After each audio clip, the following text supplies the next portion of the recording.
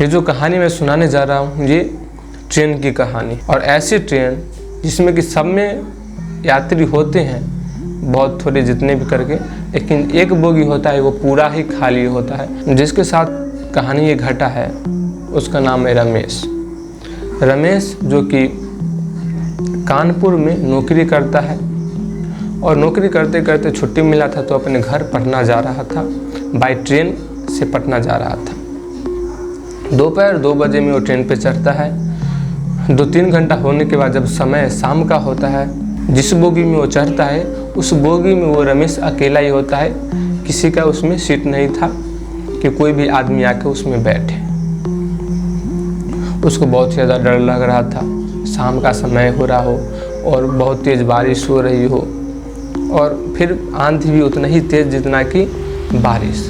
उसको ऐसे मौसम में अगर कोई भी व्यक्ति ट्रेन में हो तो उसको डर लगेगा, और फिर अकेला हो उसको डर बहुत ज़्यादा लग रहा था। तो अगले स्टेशन पे गाड़ी धीरे धीरे धीमी हुई, क्योंकि उसको कुछ दिखाई नहीं दे रहा था। शाम का समय था, बारिश हो रहा था, उसको कुछ दिखाई नहीं दे रहा था कि कौन सा स्टेशन आने वाला है, कौन सा जंक्शन। गाड़ी धीमे हुआ, उसको लगा कि हाँ कोई जंक्शन आया है। तो जंक्शन आया, इसको दरवाज़ा खड़काने की आवाज़ सुनाई दी।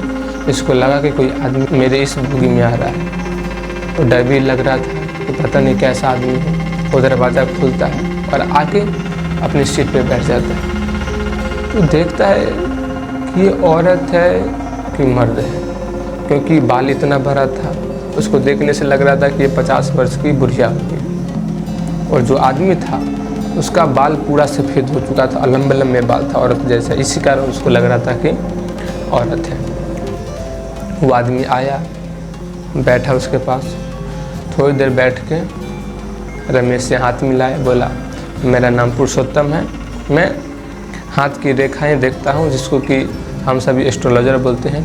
मैं अभी अपने काम से कलकत्ता जा रहा हूँ। रमेश बोला मेरा नाम रमेश है और मैं कानपुर पे एक पद पे काम करता हूँ, अभी मैं अपने घर पटना जा रहा हूँ। फिर थोड़ी देर रुक के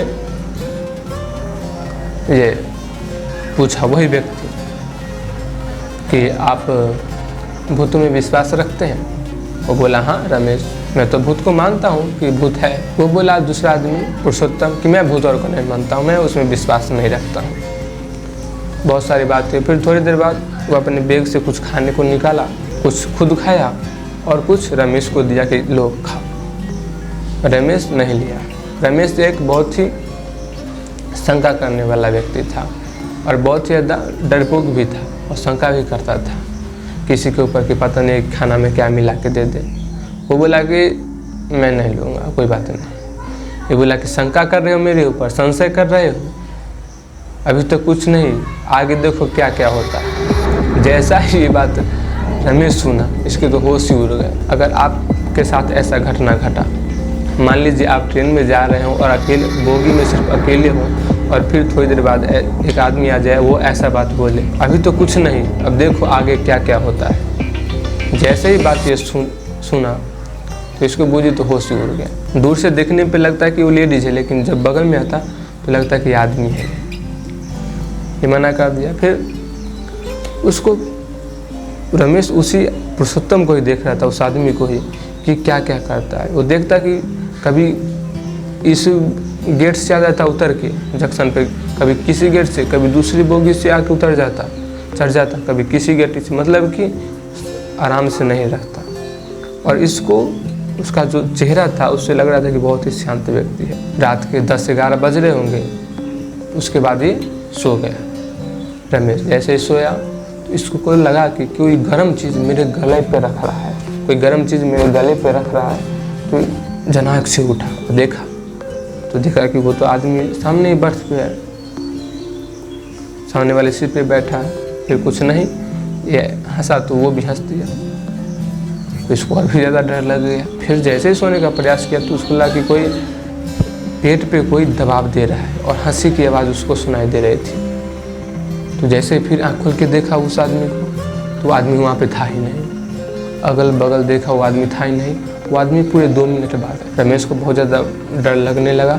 उसके बाद वो रमेश सोचा कि मैं दूसरे बोगी में चला जाऊंगा, अब जंक्शन आता है तो दूसरे बोगी में चला जाऊंगा। लेकिन दूसरे जंक्शन के आने से पहले कुछ वो बीच बीच में ऐसे ही बात बोल रहा था पुरुषोत्तम जो था कि इसको बहुत ही ज़्यादा डर लग रहा था। जैसे कि बोला ना, अभी तो कुछ नहीं, देखो आगे क्या क्या होता है।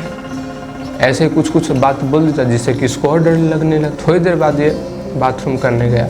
बाथरूम तो नहीं लगा था, लेकिन तब पर भी गया बाथरूम करने, डर के मारे गया बाथरूम करने। तो दरवाज़ा खोला टॉयलेट का। जैसे ही दरवाज़ा खोला कि उसमें भी उस आदमी को देखा टॉयलेट में। जल्दी से दरवाज़ा बंद किया और वहाँ से भागा। और यहाँ पे जब अपने बर्थ पे आया, अपनी सीट पे, तो देखा कि वो आदमी लेटा हुआ है।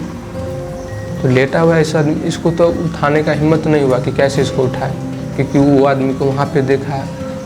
इसको लगे पता नहीं ये कौन आदमी हुआ। लेकिन उठाया ऐसे तो देखा कि वही आदमी था। उठाया तो उसको बोला कि अभी तक सोए नहीं हो, जहाँ जाता हूँ तहाँ पे तुम्ही को देखता हूँ, ऐसे में नींद आता है। आराम से बोला। वो उठ के बैठा और बोला कि मेरे तो अनेकों रूप हैं, मैं सभी जगह हूँ। जैसे ही ये बात सुना कि इसको लगा कि पता नहीं अब मैं मरूंगा कि जिंदा बचूंगा, इसको कुछ भी समझ में नहीं। तब पर भी अपने आप को संभाल के सीट पे बैठा। उसको डर तो बहुत ही ज़्यादा लग रहा था। जैसे ही दूसरा जंक्शन आया तो ये गाड़ी धीमे हुआ, रुका। तो ये रमेश जो था वो दूसरे जंक्शन में दूसरे बोगी में चला गया। जैसे ही दूसरे बोगी में गया कि उसको सभी जो यात्री थे उसमें ये पुरुषोत्तम जिसको कि भूत लग रहा था वो ही सब में दिखने लगा। वहाँ से जल्द से वो भागा, यहाँ पे आया और जाके अलग से दूसरे वाली सीट पे बैठ गया। थोड़ी देर बाद टीटी चेक करने के लिए आया। ये टीटी को देखा। टीटी के देखते ही ये बेहोश हो गया, क्योंकि टीटी नहीं, वो यही था, पुरुषोत्तम। ऐसे ऐसे हिला के रमेश को उठाया। बोला उठो, चलो टिकट दिखाओ। और बोला कि मैं कभी कभी टीटी का भी काम कर लेता हूँ। अब भाई कोई आदमी इतना ज़्यादा डरा हुआ है कि पहले तो वो बोगी में अकेला था, फिर बोगी में एक ऐसा आदमी आया जिससे कि उसको और डर लगने लगा। फिर उसके साथ ऐसा घटना घट जाए कि बाथरूम गया तो उसमें भी वही आदमी दिखाई दे रहा हो। टीटी आया, उसमें भी वही आदमी। जिस दूसरे बोगी में गया वो बैठने के लिए, उसमें भी सारा आदमी उसको वही दिखने लगा। वो आदमी उसके पास आया, रमेश के पास, और बोला कि तुम जैसे आदमी के कारण ही भूत है, नहीं तो भूत नहीं है।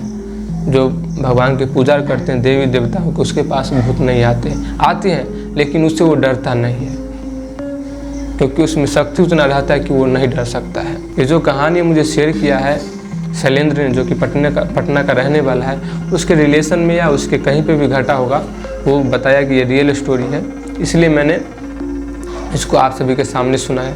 कैसा लगा कमेंट ज़रूर कीजिएगा, और अगर आपको अच्छा लगा तो चैनल को सब्सक्राइब ज़रूर कर दीजिएगा। अगर आप सभी के साथ या अपने आसपास ऐसी घटना घटी हो, हॉरर स्टोरी, तो आप सभी मुझे इस email ID पे शेयर कर सकते हैं।